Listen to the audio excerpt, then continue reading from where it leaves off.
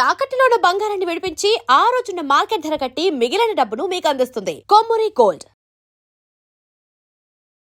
ఓం గం గణపతియే నమః. స్వర్ణలక్ష్మి నమస్తే అస్తు. పరబ్రహ్మ స్వరూపిణి రాజ్యం దేహి ధనం దేహి సర్వకామాంచ దేహి మే. స్వర్ణలక్ష్మి అమ్మవారు ప్రతి ఒక్కళ్ళకి చక్కగా బ్రహ్మతత్వాన్ని, తద్వారా ప్రతి ఒక్కళ్ళు ప్రతి నిమిషం సంతోషంగా, హ్యాపీగా, ఉత్సాహంగా ఉండాలని చెప్పేసి అమ్మవారి యొక్క కృపా కటాక్షం ప్రతి ఒక్కళ్ళ మీద ఉండాలని చెప్పేసి మనం కోరుకుందాం, అమ్మవారిని ప్రార్థిద్దాం.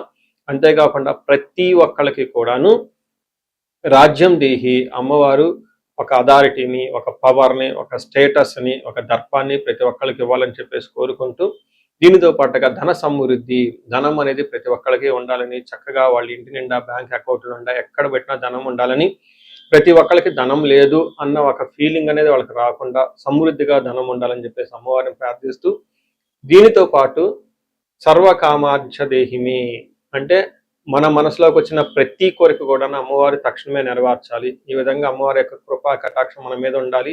12 రాసుల వారు కూడా చక్కగా అభివృద్ధి జరిగి ఎంతో ఉత్సాహంగా ఉన్నతంగా ఎదగాలని చెప్పేసి మనం కోరుకుందాం. ఇప్పుడు మనం జూన్ మంత్ యొక్క రాశి ఫలాలు చెప్పుకుందాం. జూన్ మంత్ రాశి ఫలాలు చెప్పుకుంటే ఈ జూన్ మాసంలో మనకి 2-3 రకాల విశిష్టతలు ఉన్నాయండి, అవి తెలుసుకుందాం. ఫస్ట్, ఈ జూన్ మంత్ మనకి అధిక జ్యేష్ఠ మాస పౌర్ణమితో స్టార్ట్ అయ్యి నిజ జ్యేష్ఠ మాసం పౌర్ణమితో ఎండ్ అయిపోతుందని మీరు గమనించాలి. అయితే ఈ యొక్క 2 పౌర్ణముల మధ్య ఈ యొక్క జూన్ మంత్ ఉండటంతో ఇందులో 2-3 రకాలైన విశిష్టతలు ఉన్నాయి. ఈ మాసంలో ఫస్ట్ 2 శని త్రయోదశులు వస్తున్నాయండి. 2 శని త్రయోదశులు చాలా చాలా రేరుగా వస్తాయని గమనించుకోవాలి. కొన్నిసార్లు శని త్రయోదశి 4-5 నెలలకు కూడా రాలేదు. పోయిన సంవత్సరం ఐ థింక్ ఇదే విధంగా జరిగింది. 5 నెలల వరకు శని త్రయోదశి లేదు. చాలా మంది పూజలు చేసుకోవాలన్నా కానీ, శనికి సంబంధించిన ఏమైనా పరిహారాలు చేసుకోవడానికి శని త్రయోదశి చాలా బెస్ట్ది. అలాంటిది శని త్రయోదశులు 2 వస్తున్నాయని గమనించుకోవాలి.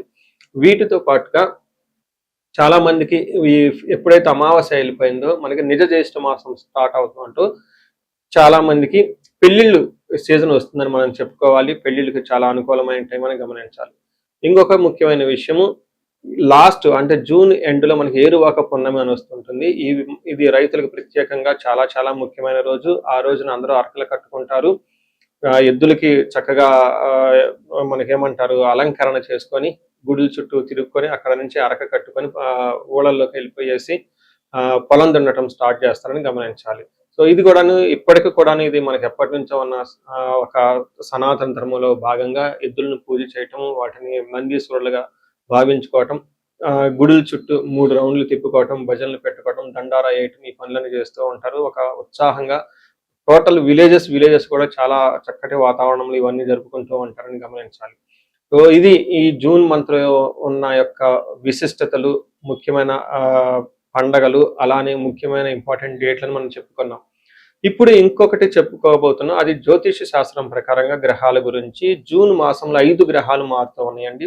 28వ తారీఖున అంటే నెల బిగిన అవ్వక ముందే బుధుడు మారుతూ ఉన్నారు. వీళ్ళతో పాటు శుక్రుడు, కుజుడు, సూర్యుడితో మారుతూ ఉన్నారు జూన్ మాసంలో. ఇంకా ముఖ్యమైనది సంవత్సరానికి ఒక్కసారి మారే గ్రహం ఏంటంటే గురువు మారుతూ ఉన్నారు. ఈ గురువు జూన్ 2వ తారీఖున మారుతూ ఉన్నారు. అంటే మనం జూన్ మంత్ లో 5 గ్రహాల యొక్క ప్రభావం ఎలా ఉండబోతుంది అనేది మనం చెప్పుకుంటూ ఉన్నాం అనమాట. జూన్ మాసంలో మనం మిథున రాశి వాళ్ళకి మిక్స్డ్ గా ఉండే అవకాశం ఎక్కువగా ఉంటుంది. కొన్ని గ్రహాలు సపోర్ట్ ఇస్తున్నాయి, కొన్ని గ్రహాలు సపోర్ట్ ఇవ్వటం లేదు. టోటల్ గా 5 గ్రహాలు మారటంతో ఈ 5 గ్రహాల యొక్క ప్రభావం వీళ్ళకి కొంచెం అనుకూలంగాను ప్రతికూలంగాను అప్స్ అండ్ డౌన్స్ తో ఎక్కువ ఉంటుంది. కొంచెం ఆలోచించుకొని పోవాల్సిన పరిస్థితి అయితే కనిపిస్తుంది. ఇందులో భాగంగా ఇందులో ఉన్న నక్షత్రాలు చూస్తే మనం మృగశిర 2, 3, 4 పాదాలు, ఆరుద్ర 1, 2, 3, 4 పాదాలు, పునర్వసు 1, 2, 3 పాదాలు అంతా కూడా ఇందులో ఉంటాయని గమనించాలి. పేరు బలం ప్రకారం చూసుకుంటే కా, కీ, కు, ఖం, జ్ఞ, ఖా, కో, హా అన్న లెటర్స్ అంతా ఈ రాశిలో వాళ్ళు ఉంటారు.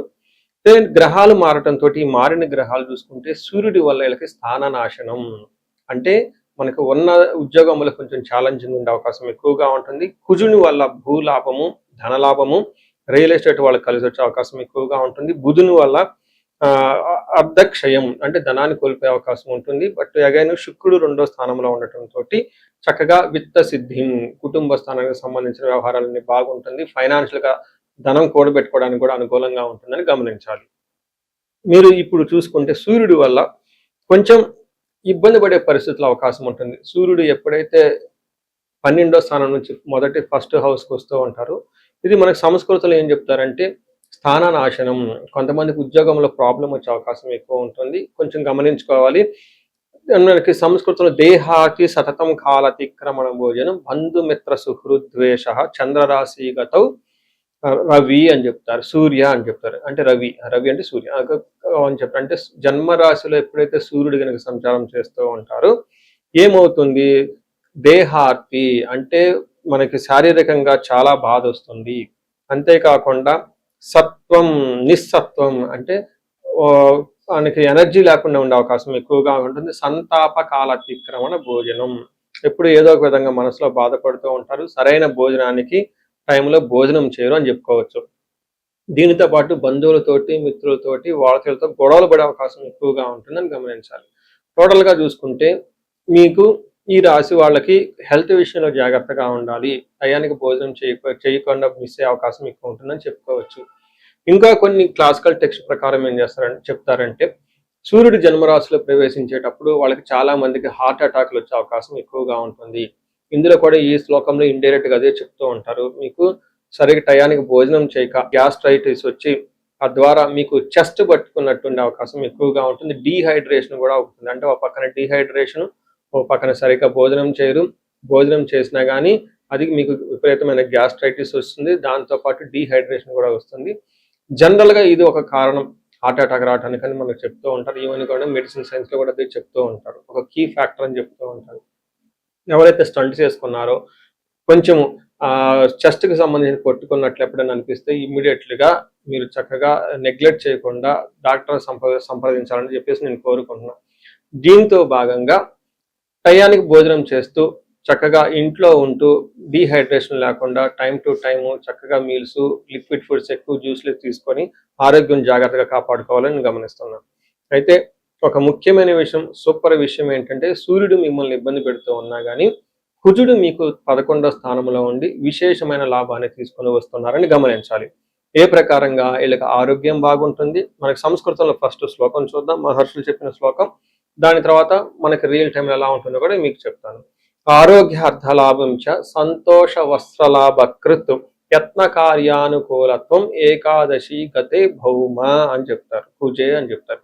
అంటే కుజుడు 11వ స్థానంలో ఉంటే ఏమవుతుందంట? ఆరోగ్యం బాగుంటుంది. అర్ధలాభం ధన ప్రకారంగా లాభ ప్రకారం ఉంటుంది. సంతోషంగా ఉంటారు. వస్త్రలాభకృత్ అంటే వస్త్రాలు అవన్నీ కొట్టుకునే అవకాశం ఉంటుంది. షాపింగ్ చేస్తారు, జ్యువెలరీ కొనుక్కుంటారు. రియల్ ఎస్టేట్ వాళ్ళకి చాలా అనుకూలంగా ఉంటుంది చెప్పుకోవచ్చు. యత్న కార్యానుకూలత్వం, ధైర్యం అంటే వీళ్ళకి ఏదైనా పని చేస్తే అందులో ఆ పనికి తగిన విధంగా మంచి రిజల్ట్ ఉంటుంది. ధైర్యంగా ఉంటారు. శత్రువుల మీద ఆధిక్యత ప్రదర్శిస్తూ ఉంటారు. సర్వ రోగాల నుంచి విముక్తి వస్తుంది. ముఖ్యంగా ఇష్టమైన వస్తువులు కొనుక్కుంటూ ఉంటారని చెప్పుకోవచ్చు. అయితే ధన ప్రవాహం, ధన సక్సెస్ వస్తూనే అనుకోని విధంగా కొన్ని సందర్భాల్లో మీరు ఇవ్వాల్సిన ధనం కంటే ఎక్కువగా ఇచ్చే అవకాశం ఎక్కువగా ఉంటుంది. కొన్ని ట్రాన్సాక్షన్స్ లో మీకు లాభం రాకుండా ఉండే అవకాశం కూడా ఉంటుంది. సో చూశారు కదండి, పర్టికులర్గా రియల్ ఎస్టేట్ వాళ్ళు ఎవరైతే ఉన్నారో వచ్చే ఒక 45 డేస్ వీళ్ళకి చాలా బెస్ట్ టైం, బెస్ట్ పీరియడ్ అని మీరు గమనించుకోవాలి. తర్వాత శుక్రుడు చూసుకుంటే వీళ్ళకి అగైన్ 2వ స్థానంలో శుక్రుడు ఉండటం వల్ల కుటుంబానికి సంబంధించి, మాట్లాడటానికి సంబంధించి అన్ని విషయాల్లోనూ బాగుంటుంది అని మీరు గమనించాలి. ఇక్కడ ఏమవుతుంది? కుటుంబ సౌఖ్యం, ఆరోగ్యం, స్త్రీ సల్లాభం, యశత్కరం, దేహ సౌఖ్యం, వస్త్రలాభం, ద్వితీయ స్థానగే భృగు అని చెప్తారు. అంటే 2వ స్థానంలో జన్మరాశి నుంచి 2వ స్థానంలో ఎప్పుడైతే శుక్రుడు ఉంటారో కుటుంబం అంతా సౌఖ్యంగా ఉంటుంది, ఆరోగ్యం బాగుంటుంది. స్త్రీ సల్లాభో యశత్కరం అంటే కీర్తి ప్రతిష్టలు ఎక్కువగా ఉంటుంది. స్త్రీలతో చక్కగా ఏమైనా భేదాభిప్రాయాలు ఉంటే అవన్నీ తొలగిపోతూ ఉంటుంది. వాళ్ళ నుంచి మంచి సపోర్ట్ వస్తుంది. ఇన్ కేస్ లేడీస్ అయితే మీకు జెంట్స్ నుంచి ఏమైనా విభేదాలు ఉంటే అవన్నీ తొలగిపోయి మంచి సపోర్ట్ వస్తుంది. దేహ సౌఖ్యం, వస్త్రలాభం చక్కగా మంచి ఫ్యాషన్గా, డిజైన్గా, బ్యూటిఫుల్గా ఉండే బట్టలన్నీ వేసుకుంటూ ఉంటారు. హ్యాండ్సమ్గా ఉంటారు. దేహ సౌఖ్యం, శరీరం అంతా కంఫర్టబుల్గా ఉంటుందని చెప్పుకోవచ్చు. అయితే టయానికి మంచి ఫుడ్ కూడా తింటూ చక్కగా ఉంటారని తెలుసుకోవాలి. అయితే మీకు పరిహారాలు చూసుకుంటే రాసి వాళ్ళు ఇండివిజువల్ పరిహారాలు చూస్తే ఇందులో సూర్యుడు మీకు ఫస్ట్ హౌస్లో ఉండటంతో సూర్యుడికి ఆర్ఘ్యం ఇవ్వటం చాలా ఇంపార్టెంట్. సూర్య అష్టకం చదవటం ఇంపార్టెంట్. సూర్యుడికి సూర్య నమస్కారం చేయటం చాలా చాలా ఇంపార్టెంట్. ఇలా సూర్య భగవానుడికి సంబంధించిన ఏదైనా కనుక ఉపాసన చేస్తే కొన్ని రోజులు మంత్రం చేస్తే చాలా బాగుంటుంది. డే టు డే లైఫ్ లో చూసుకుంటే మనకి ఫాదర్లే ఫిగర్ల వంటి వాళ్ళని, పెద్దవాళ్ళని, ఆఫీసులో బాసులు, మేనేజర్ లాంటి వాళ్ళు ఎవరైనా ఉంటే వాళ్ళ యొక్క ఆశీస్సులు తీసుకోవటం, వాళ్ళ చేత చక్కగా మంచి అంటే వాళ్ళకి కోపం కలిగించే విధంగా ఉండకుండా వాళ్ళకి ఏదైనా చక్కగా బట్టలు పెట్టడం, ఏదైనా గిఫ్ట్లు ఇవ్వటం, వాళ్ళ నుంచి చక్కగా హ్యాపీగా ఉండే వాళ్ళ స్వీట్గా వాళ్ళ విషెస్ తీసుకుంటే చాలా బాగుంటుందని గమనించాలి. సో ఈ రాశి వాళ్ళకి ఇంకా సూర్యుడికి సంబంధించిన సంపూర్ణ శాంతి పూజలు అని ఉంటాయి. అంటే జపము, దానము, తర్పణము, హోమము ఈ పూజలు చేపించుకున్న కీర్తి ప్రతిష్టలు వచ్చి ఉద్యోగంలో ఉన్నతంగా ఎదిగే అవకాశం ఎక్కువగా ఉంటుంది. మనం ఇప్పుడు రెమెడీస్ చూసుకుంటే ముఖ్యంగా నేను అందరికీ సలహా ఇచ్చేది ఏంటంటే మీ వయసు కనుక 35 to 45 ఉండి ఎక్కడ లైఫ్ లో మీరు ఆగిపోయారు, ఇప్పటిదాకా గ్రోత్ ఉండి చక్కగా ఒక మేనేజర్ పొజిషన్ లో ఉండి ఉన్నతంగా ఉండి కానీ లైఫ్ ఇప్పుడు అనేది మీకు ఛాలెంజింగ్ గా ఉంది. దీన్ని మనం జనరల్ గా మిడ్ లైఫ్ క్రైసిస్ అని చెప్తూ ఉంటారు చాలా మంది. బట్ జ్యోతిష శాస్త్రంలో మిడ్ లైఫ్ క్రైసిస్ ఎందుకు వస్తుంది అనేది చాలా చక్కగా వివరించడం జరిగింది. ఆ టైంలో మీకు శాపాలు అనేవి యాక్టివేట్ అవుతూ ఉంటుంది. ఆ టైంలో మీకు గ్రహ దోషాలను ఉంటాయి. ఈ గ్రహ దోషాలు కూడా మీకు యాక్టివేట్ అవుతూ ఉంటాయి. ఇది ఒక్కసారి మీరు ఇన్ కేసు మీ ఏజ్ కనుక అలా ఉండి ఇప్పటిదాకా బాగుండి మధ్యలో మేము లైఫ్ లో స్ట్రక్ అయిపోయాము, గ్రోత్ లేదు, డైరెక్షన్ లేదు, సరిగా ఇంప్రూవ్మెంట్ లేదు, రిలేషన్షిప్స్ లో ప్రాబ్లమ్స్ వస్తూ ఉన్నాయి, ఎలా వెళ్ళాలో కన్ఫ్యూజన్ లో ఉన్నారు అనుకున్నప్పుడు ఖచ్చితంగా ఒకసారి జ్యోతిష శాస్త్రంలో మీ ఇండివిడ్యువల్ హారోస్కోప్ చూపించుకోండి. అందులో టోటల్ శాపాలు ఏమైనా ఉన్నాయో స్కాన్ చేసుకొని అవి ఇప్పుడు యాక్టివ్ గా ఏమైనా ఉన్నాయో తెలుసుకోవడం చాలా చాలా ముఖ్యం. ఇప్పుడు దాకా మనం చెప్పుకున్న ఈ గోచార ఫలితాలు మీకు ఒక 30-40% మాత్రమే ఎఫెక్ట్ అవుతాయి.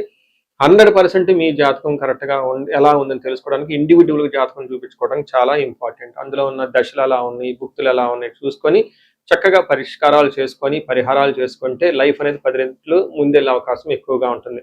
చాలా మందికి ధనానికి ఇబ్బంది పడిపోతూ ఉంటారు.